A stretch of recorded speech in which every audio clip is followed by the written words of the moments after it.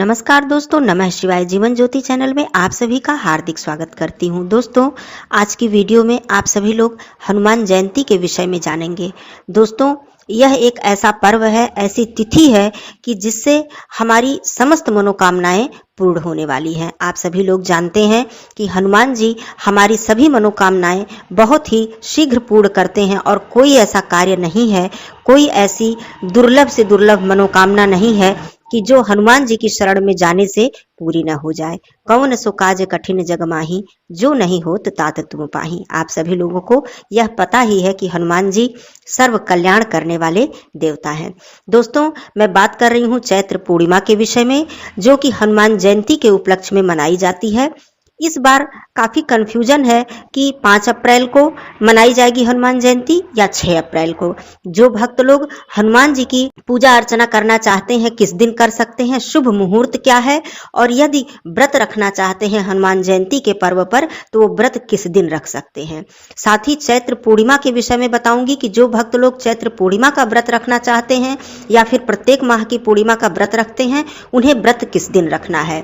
और हनुमान जयंती पर क्या ऐसे विशेष उपाय हैं, बहुत ही सरल, बहुत ही छोटे छोटे से उपाय हैं जिसको करने से आपको मनोवांछित फल की प्राप्ति होगी और आपकी कोई भी मनोकामना है वो पूर्ण होगी। तो सभी बातें आप लोग जानेंगे।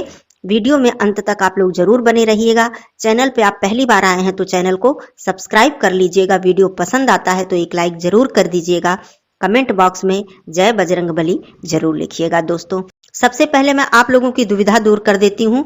इस वर्ष जैसा कि चैत्र पूर्णिमा के विषय में यदि मैं बात करूं तो चैत्र पूर्णिमा की जो शुरुआत है वो 5 अप्रैल से हो रही है। दिन है बुधवार। तो ये चैत्र पूर्णिमा की शुरुआत है और कब से हो रही है, इसका समय है सुबह 9:19 से इसकी शुरुआत हो रही है और समापन हो रहा है पूर्णिमा तिथि का 6 अप्रैल को सुबह 10:04 पर।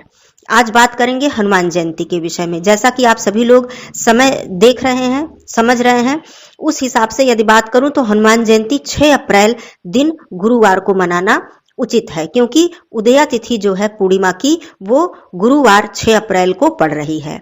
साथ ही मैं ये भी बता दूं कि जो भाई बहन चैत्र पूर्णिमा का विशेष रूप से व्रत रखना चाहते हैं उनको 5 अप्रैल दिन बुधवार को व्रत रखना है, और जो भक्त लोग हनुमान जयंती के पर्व पर व्रत रखना चाहते हैं, पूजन अर्चन करना चाहते हैं, उनके लिए 6 अप्रैल दिन गुरुवार सर्वथा उत्तम है। अब आइए बात कर लेते हैं कि आपको हनुमान जयंती पर पूजा किस समय करनी है। क्योंकि दोस्तों, वैसे भी हम किसी भी भगवान की पूजा अर्चना करते हैं या विशेष उपाय करते हैं तो हमको मनोवांछित फल की प्राप्ति होती है, लेकिन कुछ ऐसे विशेष दिन होते हैं, यदि उस विशेष दिन में विशेष उपाय किए जाते हैं तो फल हमको शीघ्र प्राप्त होता है और बहुत ही उत्तम फल की प्राप्ति होती है।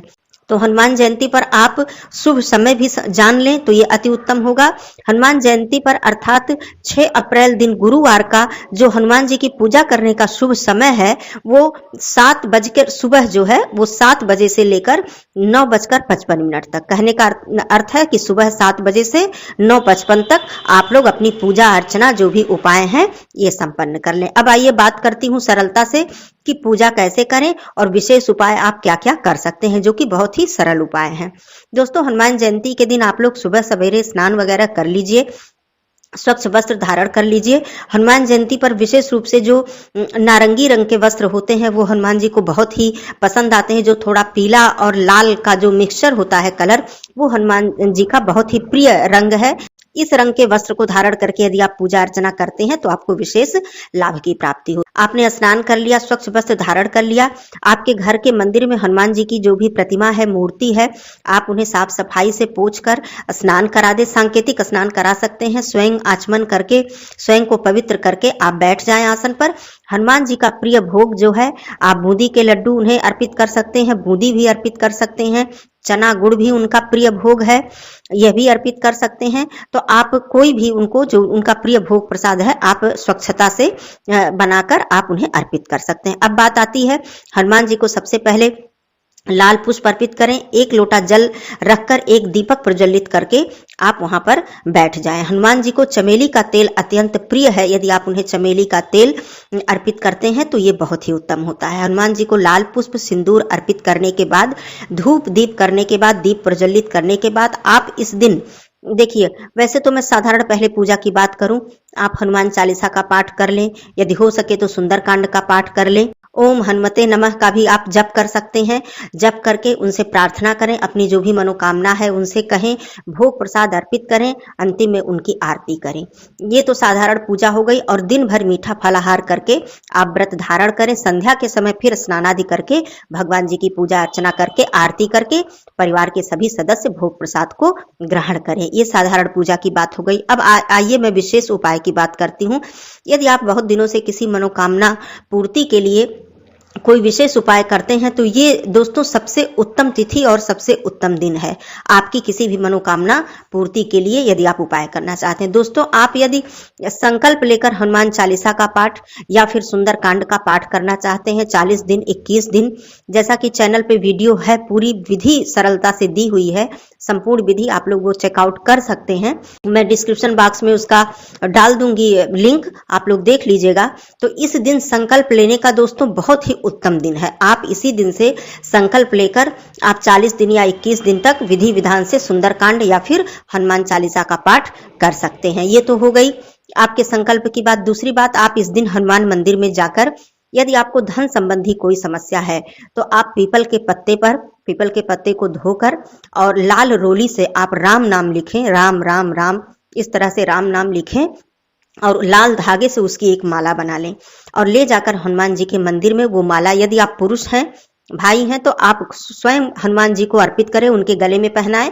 यदि आप स्त्री हैं तो आप वहां ले जाकर जो भी वहां पे पुजारी जी हैं, पंडित जी हैं, वहां उन्हें दे दें और उनके द्वारा वो माला आप पहनवा दें और वहां पर बैठ के एक दीपक प्रज्वलित करके बैठकर जितनी भी हो सके यथाशक्ति आप हनुमान चालीसा का पाठ वहां पर बैठकर करें। यदि आप वहां जाकर सुंदरकांड का पाठ कर लेते हैं तो ये अति उत्तम होगा। और भगवान जी से, हनुमान जी से उनकी मनोकामना कहें, आरती करें और घर पे वापस आ जाए। ये बहुत ही विशेष फल को आपको विशेष फल प्रदान करेगा आपकी मनोकामना पूर्ति के लिए। दोस्तों, बहुत ही उत्तम ये उपाय है। दूसरी चीज, आप पान के पत्ते पर राम नाम लिखकर उस पर कोई मीठा भोग प्रसाद, जैसा कि मैंने बताया, बूंदी के लड्डू हो या मोतीचूर के लड्डू हो या फिर चना गुड़ हो, यह ले जाकर भगवान जी के चरणों में, हनुमान जी के चरणों में अर्पित करें और उनसे अपनी मनोकामना कहें। पान का बीड़ा हनुमान मंदिर में ले जाकर चढ़ाना या फिर घर के भी मंदिर में आप पूजा करें, वहां भी आप पान का बीड़ा चढ़ा सकते हैं। तो ये भी उपाय आप कर सकते हैं। संकल्प वाली बात मैंने बताई कि संकल्प जो है ये तो आप किसी भी मनोकामना के लिए मन में संकल्प लेकर आप हनुमान चालीसा, सुंदरकांड का पाठ इसी दिन से प्रारंभ कर सकते हैं। ये दिन बहुत ही उत्तम दिन है क्योंकि हनुमान जयंती है, हनुमान जी के जन्मोत्सव के रूप में ये दिन मनाया जाता है। दोस्तों, और भी उपाय मैं बताती हूँ कि आप इस दिन यदि आपको बंदर मिल जाते हैं आसपास तो उन्हें चना गुड़ खिलाना भी बहुत ही उत्तम उपाय होता है। हनुमान जी इससे बहुत ही अधिक प्रसन्न होते हैं। दोस्तों, यह बात ध्यान रखिएगा कि हनुमान जी की पूजा आप जब भी कीजिएगा, चाहे वो हनुमान जयंती पे हो या फिर प्रतिदिन आप करते हो, इनके साथ सबसे पहले आप राम जी की स्तुति जरूर कीजिएगा, राम जी की पूजा जरूर कीजिएगा।